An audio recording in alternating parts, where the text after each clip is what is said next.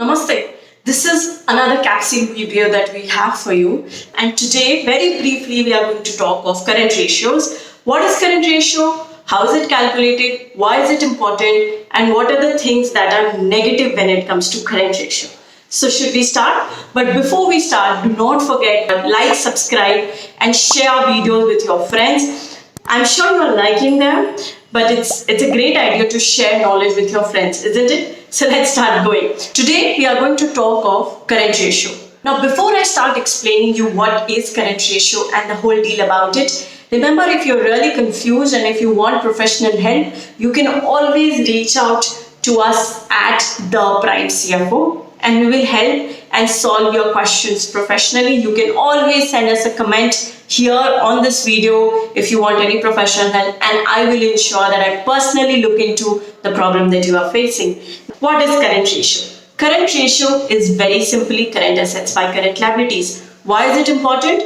Because in times of distress, in times of challenges, it just shows and reflects that how quickly the company will be able to repay its current liabilities by encashing on its current assets. So what is current assets? Current assets are basically assets which you can quickly liquidate. For example, debtors. You can ask them to start paying up very quickly. For example, inventory. You can just sell your inventory and get some cash in hand. Cash and bank balance, obviously those are the most liquid balances we have. It will also include some short-term advances that you may have paid, which you can try and take it back in case of any distress. So these are some top things when it comes to calculating current assets. What is current liabilities? Current liabilities are basically liabilities which you have to repay in short term. So it will include your creditors, because you have to pay them very quickly, right? You've used the material, now let's start repaying them very quickly.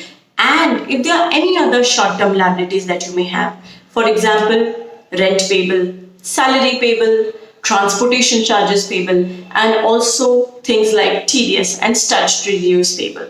So these are a part of current liabilities. So as you can see from the constitution of current assets and current liabilities, this basically shows that how quickly can you take money from your debtors and start paying your creditors, and so that the regular operations of the company continues even in times of distress. Now, who sees current asset? Who sees current ratio and why is it important? Current ratio is mostly looked at by people when they are judging the liquidity of your organization.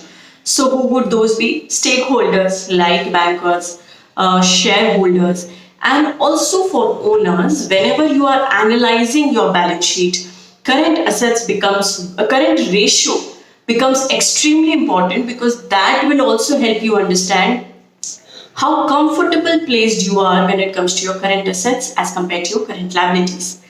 So, or in other words, how many times, what is the exact amount of buffer you hold over your current liabilities?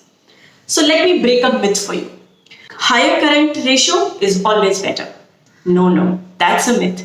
Now, what should ideally be the current ratio would vary on many things, like the industry you are in, the size of your operations, and also the way you handle your operations and your organization. For a retail organization, at times, in spite of being in retail industry, two companies may have completely different current ratios. So let me give you an example. One of the companies pays in retail, pays its creditors, has negotiated and pays its creditors over a period of 8 to 12 months. So what does that mean? It means that their current liabilities will always be very big. Now on the other hand, their current assets has no debtors. It's a retail organization, right? You don't get any credit when you're buying at retail stores. And on the other hand, they have created this super great implementation process through which they maintain their inventories at a very minimal levels.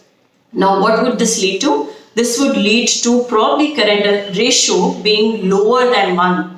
And most of the time, this would be a red signal.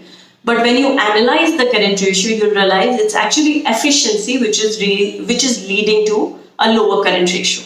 However, on the other hand, if you look at another retail organization, they have negotiated far better prices and they say we'll pay all our vendors in a month's time, because they were focusing more on the profitability and increasing the profitability of the organization. So they pay their creditors within a month. And on the other hand, the same things apply to them. For example, no debtors because it's almost a cash sales, and inventories also they are using very efficiency. Now in this case, they are choosing profitability over cash flow comfort.